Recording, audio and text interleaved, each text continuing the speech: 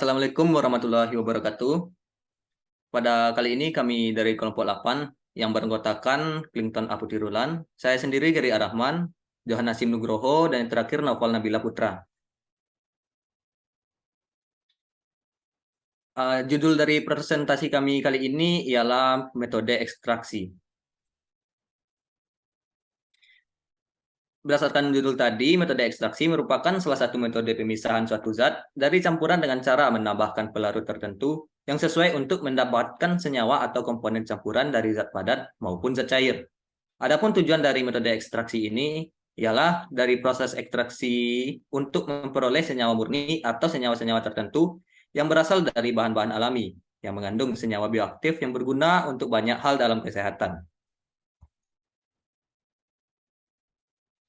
Adapun proses-proses pada tahapan ekstraksi ini, yang pertama itu yang ada tahapan kontak antara pelarut dengan ekstrak sampai terbentuk dua fase zat.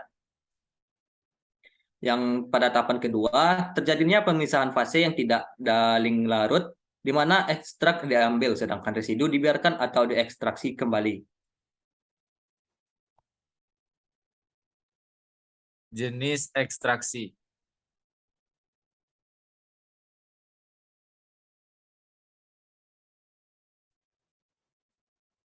Maserasi. Metode maserasi adalah cara pencairan yang sederhana dan dilakukan dengan merendam serbuk simplisia pada cairan penyari selama beberapa hari di suhu ruang serta terlindung dari cahaya. Kelebihan dari metode ini adalah tidak membutuhkan peralatan yang sulit, namun hanya butuh waktu untuk mengekstrasi sampelnya. Yang kedua ada metode perlokasi, adalah cara penyairan dengan cara mengalirkan penyari lewat serbuk simplisia yang sudah dibasahi. Kelebihan dari metode ini adalah tidak butuh langkah tambahan yakni mark atau sampel padat sudah terpisah dari ekstraknya. Sementara kekurangannya adalah kontak antara sampel padat tidak merata atau sangat terbatas jika dibandingkan dengan metode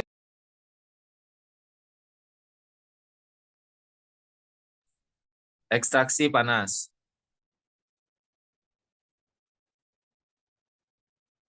Ekstraksi panas terbagi menjadi dua metode, yakni metode reflux dan juga metode destilasi uap. Dipakai untuk menyari simplisia yang mengandung minyak dan mengandung komponen yang punya komponen kimia dengan titik didih tinggi di tekanan udara normal.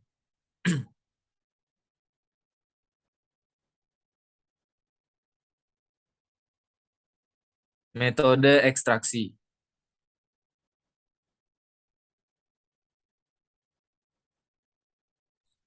Ekstraksi padat cair atau shockhead adalah transfer difusi komponen terlarut dari pelaratan inert ke dalam pelarutan atau dipakai untuk memisahkan analit yang ada di padatan memakai pelarut organik.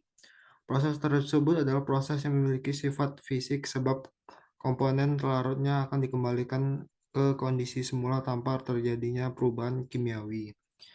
Ekstraksi dari bahan padat bisa dilakukan apabila bahan yang diinginkan bisa larut pada solvent pengekstraksi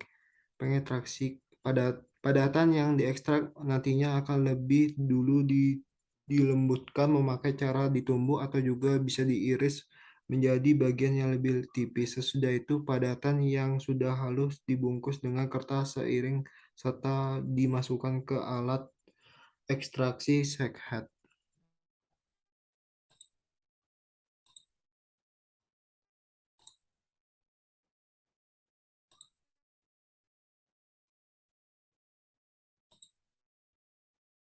Ekstraksi cair adalah metode pemisahan yang bagus sebab bisa dilakukan pada tingkat makro serta mikro. Kedua fase yang dipisahkan adalah cairan yang tidak saling tercampur.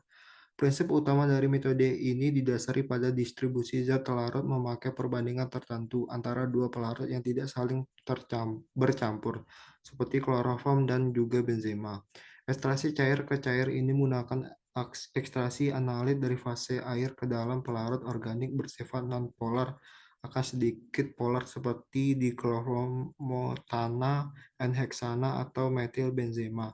Namun proses sebaliknya juga bisa terjadi yakni analit ke analit yang mudah terekstraksi pada pelarut organik, yakni molekul netral yang berikatan secara kovalen dengan konstituen bersifat agak polar atau nonpolar.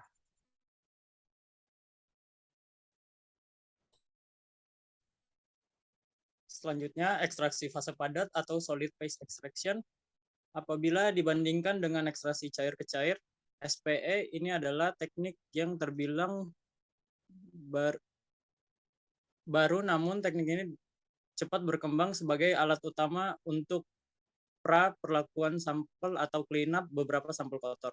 Kelebihan dari teknik ini jika dibandingkan dengan ekstraksi cair ke cair, diantaranya pertama untuk mengurangi pelarut organik yang dipakai, yang kedua proses ekstraksinya lebih sempurna, yang ketiga pemisahan analit dari pengganggu bisa dikatakan lebih efisien, yang keempat bisa menghilangkan partikulat, yang terakhir fraksi analit yang sudah didapat akan lebih mudah untuk dikumpulkan.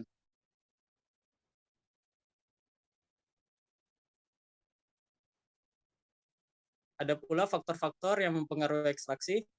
Yang pertama, jenis pelarut.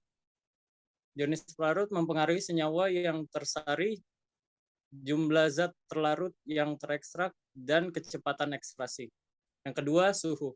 Kenaikan suhu akan meningkatkan jumlah zat terlarut ke dalam pelarut. Yang ketiga, fungsi pengadukan adalah untuk mempercepat terjadinya reaksi antara pelarut dan zat terlarut. Yang keempat, waktu.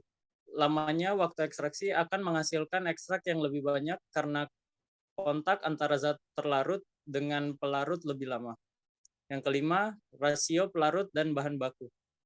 Jika rasio pelarut bahan baku besar, maka akan memperbesar pula jumlah senyawa yang terlarut. Akibatnya, laju ekstraksi akan semakin meningkat. Yang keenam, ukuran partikel. Laju ekstraksi akan lebih cepat apabila ukuran partikel bahan baku semakin kecil. Dalam arti lain, ekstrak yang didapat akan semakin besar bila ukuran partikel semakin kecil.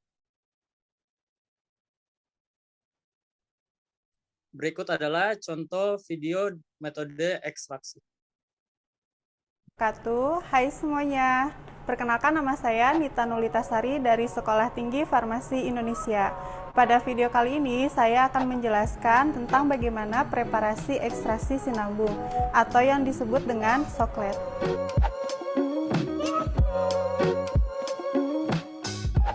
Alat dan bahan yang digunakan yaitu heating mantle, labu bundar, kondensor, tabung soklet,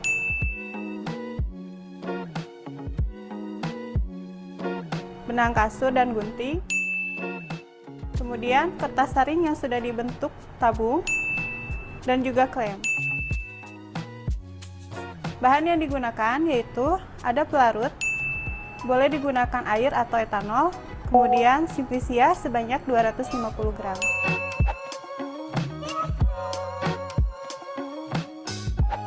Dalam melangkai alat soklet, hal yang pertama harus dilakukan yaitu memasang labu bundar ke dalam heating mantle, kemudian memasukkan sebagian pelarut ke dalam labu bundar, dan memasukkan simplisia yang sudah pada kertas saring ke dalam tabung soklet. Setelah alat terangkai, ikat bagian benang kasur pada alat. Kemudian masukkan sebagian pelarut ke dalam tabung soklet.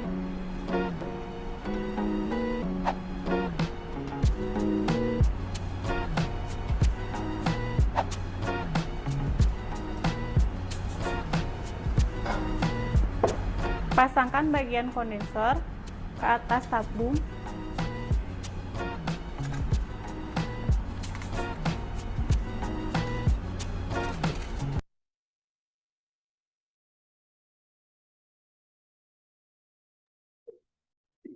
Oke, baiklah. Terima kasih banyak kepada semuanya yang telah mendengarkan. Dan juga itulah pemaparan materi kami oleh kami dari kelompok 8. Assalamualaikum warahmatullahi wabarakatuh.